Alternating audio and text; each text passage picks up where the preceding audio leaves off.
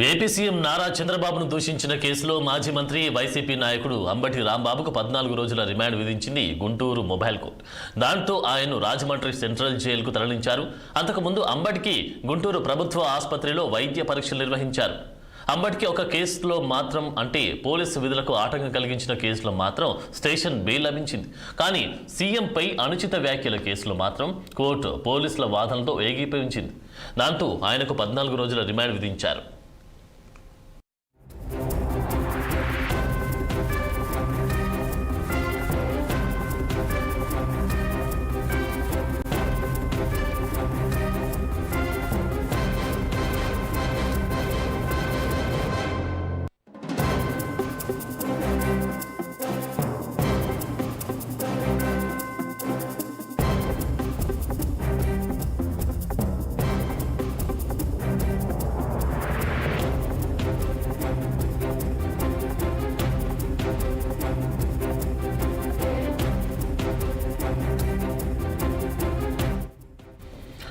AP CM Nara చంద్రబాబును దూషించిన కేసులో మాజీ మంత్రి వైసీపీ నాయకుడు అంబటి రాంబాబుకు 14 రోజుల రిమాండ్ విధించింది గుంటూరు మొబైల్ కోర్టు.